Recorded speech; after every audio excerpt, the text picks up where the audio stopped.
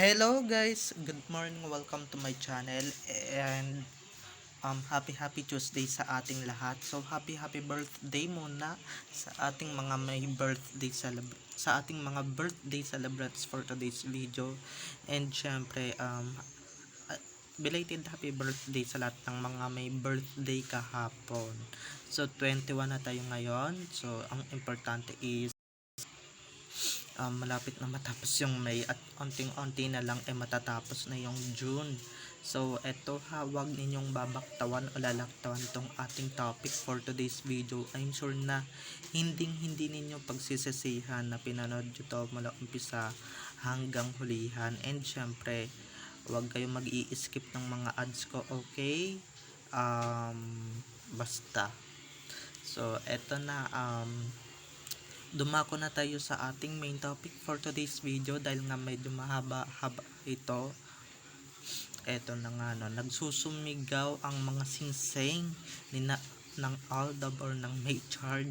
So ayan na, baka sabihin ninyo throwback na yan, luma na yan. O yung kay main luma na, pero yung kay Alden recently event niya. So ayan ha, kaya sinuot na nila yan para tumigil-tigil na yung R-Main and yung mga Kath din na talagang obsessed sa kanilang sa mga sinasabitan nila at sa kanilang mga idol na sila dapat ang magkatuluyan. So ito na guys, watch this, mamaya ipapaliwanag ko sa inyo ng buong buo dahil nga malaking sampal sa kanila to. So ito na guys, watch this. At kung nakita nyo na ngayong recap, so si TTO sa may-ari ng mga photos and videos na nilalabas ko. So thank you so much sa ating mga legit sources dahil nga walang sawa nyo akong pinagkakatiwalaan. And syempre kung hindi dahil sa inyo, wala din ako dito sa social media at wala din ako dito sa kinalalagyan ko. So maraming salamat. So ayan ha, malakas na yung boses ko at medyo lumalakas na yung boses ko kasi nga para maintindihan din ng mga ano natin, ng mga subscribers natin kung ano ba talaga yung sinasabi natin. So ayun ha, ito na, dumako na tayo sa ating main topic for today's video. Like what I said earlier, gaya kanina ng sinasabi ko, nagsusumigaw yung mga drinks ng dalawa ng Maychard. At ayan na, malaking sampas sa inyo yan. Ewan ko lang kung hindi pa kayo maniwala dito sa mga nilalabas kong ito, okay? Nasa sa inyo din yan kung maniniwala kayo o hindi. Basta ako pinapaniwalaan ko yung mga sinasabi ko, kung 'di ba, as a vlogger and as an influencer, pinapaniwalaan ko lahat ng sinasabi ko at kung ano man yung winiwika ko. So ayan na, eto siguro yung sinabi ng dalawa, no? Eto mga Armin and Kath din, para manahimik kayo at tumigil-tigil kayo sa ilusyon ninyo. Isot nga namin ni Alden ang nagpapatunay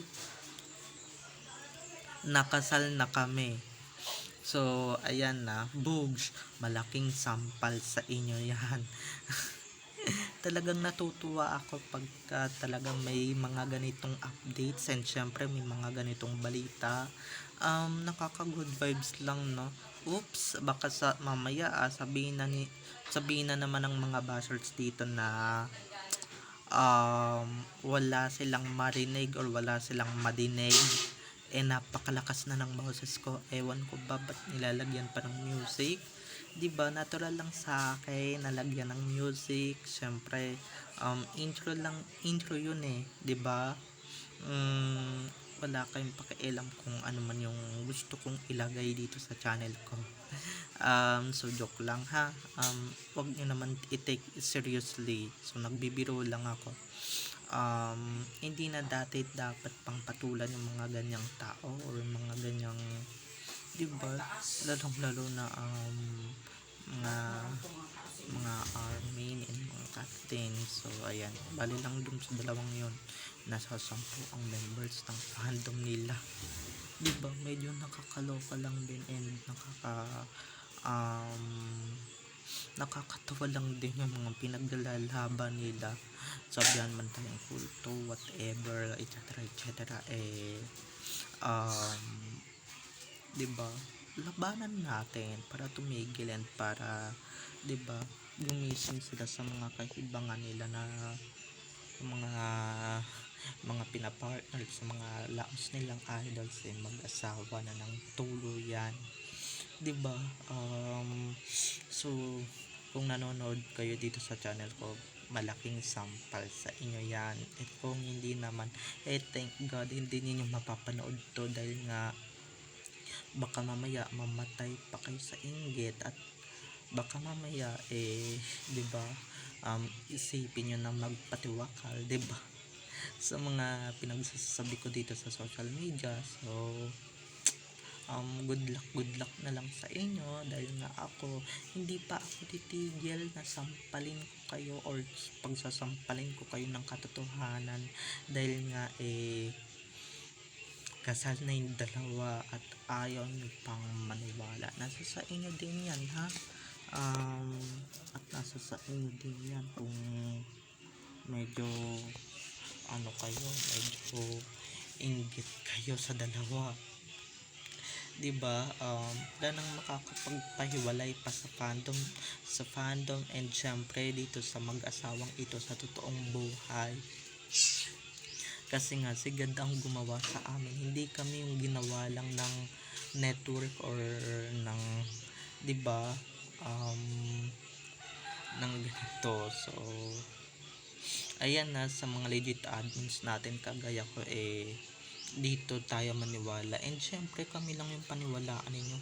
Kung ano man yung mga lumabas sa social media, huwag nyo nang paniwalaan, okay? Dahil yung mga yon gumagawa lang ng fake news at gumagawa lang naman ng kwento para lang paniwalaan tayo and syempre para magkawatak-watak tayo. Pero yun naman pala pero akala nyo lang yun na mawawasak nyo kami, 'di ba? At yung mga nagpi-feeling sikat diyan mag 42 million muna kayo, 45 million muna kayo na fans bago kayo magyabang na sikat na kayo at 'di ba? Subukan niyo magkaroon ng endorsement bago kayo magyabang, okay? So mga ka-Alab Nation na hanggang na lang tayo dito. Syempre di tayo titigil at hindi tayo makakawala dito sa social, okay? Dinadahan-dahan ko na lang guys ang pagsasalita, medyo masakit na sa lalamunan. Alam nyo naman, eto malakas na yung boses ko, ewan ko lang sa inyo kung may audio ba to or wala. Kayo yung may problema, hindi ako, okay? Ayos yung audio ko and maayos yung mga ko dito sa buhay, ayos talaga. Hindi ko lang alam sa inyo, okay? Hindi ko naman kayo sa pinapatamaan pero nasa sa take nyo na yan kung pinapatamaan ko kayo dito na medyo medyo mahina yung boses ko or whatever. Malakas na nga, 'di ba? At saka hello, tumatanggap ako ng puna. 3 years na akong tumatanggap ng puna. So grabe guys, wala akong ibang masabi kundi yun na lamang and yun at yun na rin talaga yung masasabi ko, okay? Bali maganda din naman tong update na to dito sa social media, 'di ba? So yung mga lumalabas about that and eto ngayon pa lang ang pangit na nung paglalabas ng movies para paparating na 'di ba? Okay, yung title, Diyos ko. Again, tapos Halloween ipapalabas kasi mga bida naman kasi rin mga namumuno kampo ng kadiliman, kaya inisip nilang sa Halloween na lang talaga ipalabas ang pelikula yan, diba? Wala na akong iba pang mga so babay na mga ka-EDN, have a nice day, keep safe and God bless, I love you all, see you on my next video. Babay na, kasi alam niyo naman hindi tayo masyado nakakapagsalita ng normal ng malakas, kasi nga may iniingatan ako yung lalamunan ko dahil baka mamaya di ba mamaos, mamalat, whatever, magka-tonsil. So bye na, I love you all, see you on my next video everyone, bye bye. At ito lang ang masabi ko, baka mamaya sabihin na naman ng iba throwback yung nilalabas ko.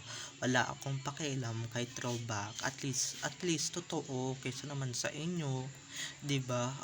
Na nag-iilusyon na may cut din at may armin sa totoong buhay. Kayo yung ang tunay na nag-iilusyon, 'di ba? Sabi nga ng mga ka-admins ko, pupugin lang ng pupugin ng TV and pupugin lang ng pupugin ng katotohanan, 'di ba? At least true. Di katulad sa inyo na pinapatong ang ulo ni Sakang sa ulo ni Main Mendoza para lang sabihin na si Kath ang nandun at hindi si Main, 'di ba? Like what you did to Alden, na pinagpatungan niyo ng ulo ng isang ulo ng Diablo. So ayan na, wala na akong ibang masabi dahil baka mamaya usap-usapan at baka sabihin na naman ng iba, mabash na naman ako, 'di ba? Alam niyo naman yung mga yan, hinggit lang yan sa akin kasi nga ako famous and ako kilala sa mundo, sila nga. So bye bye na, I love you all, bye.